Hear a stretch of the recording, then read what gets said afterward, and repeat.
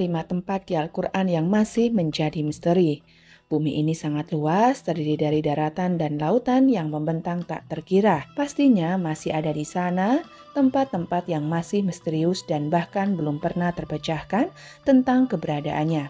Di video kali ini kita akan membahas tempat-tempat tersebut berdasarkan apa yang ada di dalam Al-Quran. Untuk itu, di video kali ini kita akan membahas tentang 5 tempat misterius dalam Al-Quran yang belum ditemukan. Bumi kita memiliki luas sekitar 500 juta kilometer persegi. 70%-nya adalah lautan, luas daratannya hanya sekitar 149 juta kilometer persegi. Menurut para peneliti, manusia telah 90% menjalani daratan, sedangkan lautan hanya sekitar 57,8% saja. Itu berarti masih ada tempat-tempat yang masih belum terjamah oleh manusia. Ini yang menjadi menarik untuk dibahas. Apakah tempat-tempat yang belum terjamah tersebut merupakan salah satu dari tempat yang misterius yang ada di dalam Al-Quran dan hadis? Banyak dari teman-teman yang sudah mengetahui tentang Dajjal.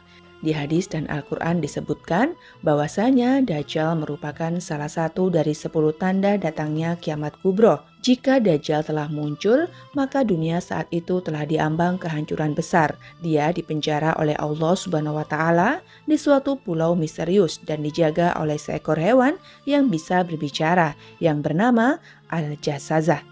Ada hadis Nabi SAW yang mengungkapkan tentang pulau ini. Namun Nabi SAW tidak merincikan secara jelas lokasi persisnya berada di mana. Hanya saja Rasulullah menunjukkan arahnya.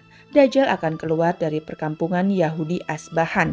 Bersamanya ada 70.000 orang Yahudi. Hadis yang diriwayatkan oleh Anas radhiyallahu anhu. Dajjal akan keluar dari bumi di arah timur yang dinamakan dengan Khurasan. Hadis yang diriwayatkan Abu Bakar As-Siddiq radhiyallahu anhu. Artinya, secara pasti bahwasanya tempat munculnya Dajjal adalah dari sebelah timur dan tak jauh dari daerah yang bernama Khurasan. Maka di manakah sekarang Khurasan itu berada? Kalau sekarang Khurasan itu terletak di negara Iran sebelah timur. Sekarang nama Khurasan dijadikan sebuah nama provinsi di sana. Namun jauh sebelum itu, sejak abad ketiga Masehi, Khurasan itu adalah suatu wilayah yang luasnya meliputi Iran, Afghanistan, Tajikistan, Turkmenistan, Kazakhstan, dan Uzbekistan. Sedangkan tentang pulau tempat Dajjal dikurung mungkin saja berada tak jauh dari wilayah itu. Dan banyak tersebar kabar bahwa Dajjal dikurung di salah satu pulau di Yaman yang bernama Socotra. Karena pulau ini benar-benar aneh dan punya hewan dan tumbuhan yang tidak ditemukan di tempat lain selain di pulau Socotra ini. Banyak orang yang mengkaitkan tentang pulau Socotra ini sebagai pulau Dajjal. Namun ada pula yang mengatakan Dajjal di segitiga Bermuda. Dan ada beberapa pendapat lain yang menyebutkan tentang di mana pulau Dajjal ini sebenarnya. Sebuah petunjuk bahwasanya tempat Dajjal dipenjara adalah di sebuah pulau. Dan satu-satunya orang yang pernah ke pulau itu dan bertemu Dajjal adalah Tamim Ad-Dari yang hidup sezaman dengan Nabi SAW. Tamim pun tak sengaja bertemu Dajjal karena ketika itu kapalnya terombang-ambing selama 1 bulan dan terdampar di sebuah pulau yang entah ada di mana. Kejadian Tamim ini tidak pernah terulang lagi dan bahkan sampai saat ini bisa disimpulkan bahwasanya pulau tempat di mana Dajjal dipenjara memiliki lokasi yang tidak biasa. Ainul Hayat merupakan sebuah telaga atau sebuah tempat yang memiliki mata air yang kalau airnya diminum maka orang itu tidak akan mati sampai hari kiamat kecuali dia memohon kepada Allah untuk dimatikan. Kisah tentang tempat Ainul Hayat ini berhubungan erat dengan tokoh besar yaitu Raja Zulkarnain dan penasihatnya yaitu Nabiullah Khidir alaihissalam. Ada sebuah riwayat dari As-Salabi dari Imam Ali. Suatu hari Raja Zulkarnain bertanya kepada malaikat tentang bagaimana ibadahnya malaikat kepada Allah Sang Pencipta.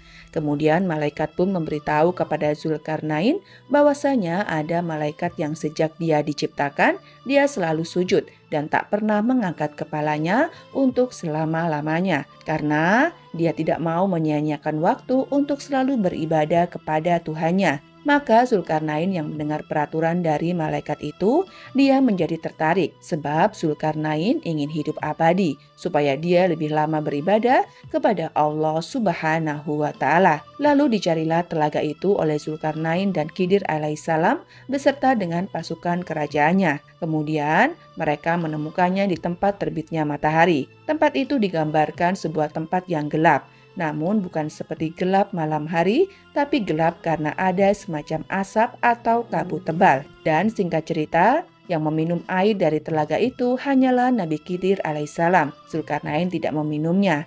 Makanya ada khilaf dari para ulama, ada yang mengatakan bahwasanya Nabi Khidir masih hidup sampai hari ini. Tapi ada juga yang mengatakan Nabi Khidir sudah wafat. Kemudian pada abad ke-14 ada seorang penjelajah yang bernama Juan Ponce de Leon yang diutus oleh seorang raja yang bernama Raja Ferdinand. Ponce de Leon ditugaskan dalam memimpin ekspedisi pencarian mata air keabadian atau dalam Islamnya disebut dengan Ainul Hayat. Tapi sampai akhir hayatnya Ponce de Leon tidak menemukannya. Dia tewas karena dipanah oleh suku pedalaman dari India. Artinya teman-teman, tempat ini masih misterius sampai hari ini. Tembok ini ternukil di dalam Al-Quran surat Al-Kahfi dan beberapa hadis sahih.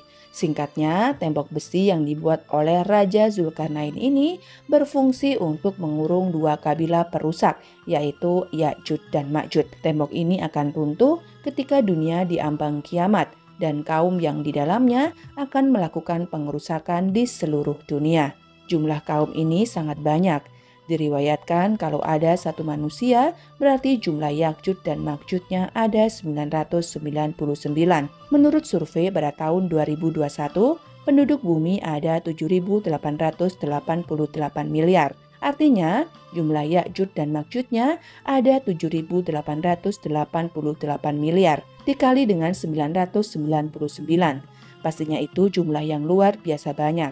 Bayangkan teman-teman, kalau mereka semua keluar, pasti bumi ini akan padat dan berdesak-desakan. Dan logikanya, di mana lokasi lubang mereka ini kalau jumlahnya saja begitu besar? Dan mustahil kalau itu hanya ada di sebuah pulau. Untuk jumlah sebanyak itu, dibutuhkan minimal sebuah benua yang sangat luas. Dan jawaban yang paling masuk akal adalah tembok Zulkarnain bisa saja ada di dimensi lain. Atau memang sengaja Allah Subhanahu wa taala tutupi atau dibedakan dengan dunia manusia.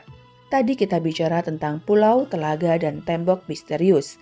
Kali ini tempat yang misterius adalah sebuah gunung. Kisahnya pernah disabdakan Nabi Shallallahu Alaihi Wasallam ketika sahabat beliau yang bernama Abdullah ibn Salam tengah bertanya kepada Nabi Shallallahu Alaihi Wasallam, "Ya Rasulullah, dengan apa bumi ini bisa tenang?" Nabi Shallallahu Alaihi Wasallam bersabda, dengan beberapa gunung. Kemudian Abdullah bin Salam melanjutkan bertanya, lalu dengan apa gunung-gunung ini dikokohkan?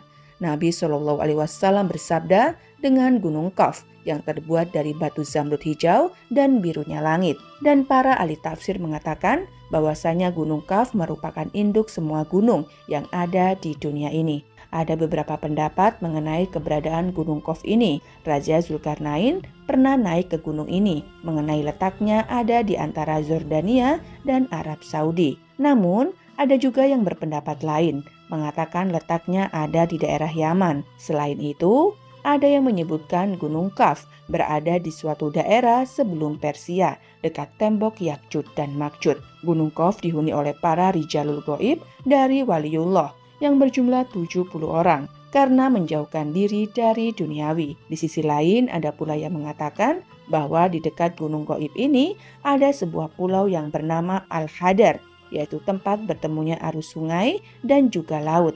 Pulau itu dihuni oleh sosok hamba Allah yang solih yang dikenal sebagai Nabi Khidir alaihissalam. Mengenai lokasi persisnya ada di mana, sampai saat ini pun masih menjadi misteri yang belum terpecahkan.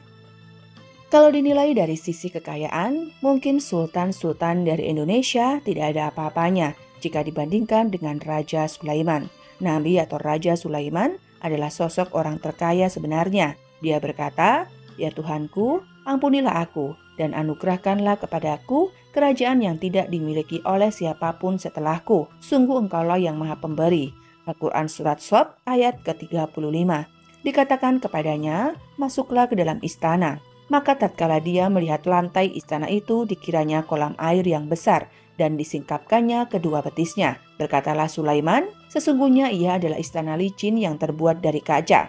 Berkatalah Bilqis, "Ya Tuhanku, sesungguhnya aku telah berbuat zolim terhadap diriku, dan aku berserah diri bersama Sulaiman kepada Allah Tuhan semesta alam." Al-Quran Surat An-Naml ayat ke-44. Saking luar biasanya bentuk dari istana ini, sampai-sampai ternukil di dalam Al-Quran. Menurut beberapa ahli sejarah, istana megah Sulaiman dibangun oleh manusia dan bangsa jin.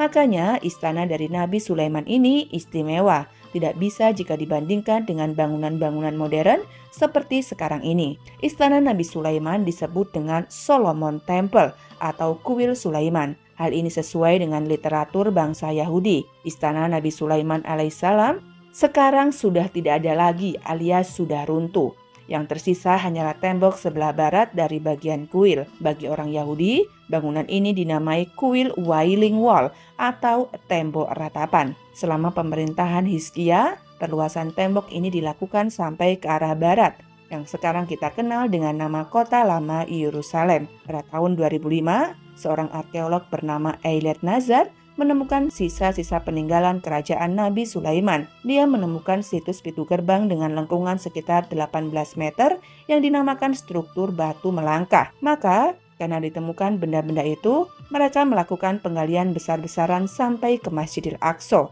yang akhirnya memicu kemarahan umat muslim di seluruh dunia. Karena ditakutkan sebab dari penggalian itu akan merubuhkan Masjidil Aqsa. Lalu 2 tahun kemudian, di tahun 2007, ditemukan kembali reruntuhan bangunan yang mereka yakini sebagai reruntuhan kuil Nabi Sulaiman. Kuil itu berada di sebelah Masjidil Aqsa, walaupun bangunan kuilnya sudah terlihat hancur.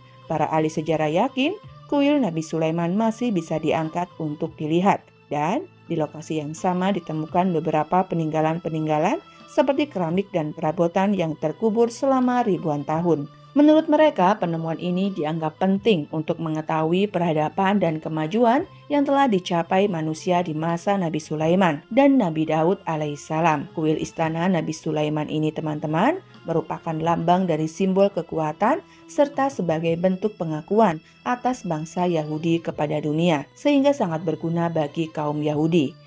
Pada intinya, mereka mau mencari kuil Sulaiman dengan cara menghancurkan Masjidil Aqsa yang merupakan salah satu tempat yang dimuliakan Nabi kita. Jadi itulah kisah tentang 5 tempat misterius dalam Al-Quran yang belum ditemukan.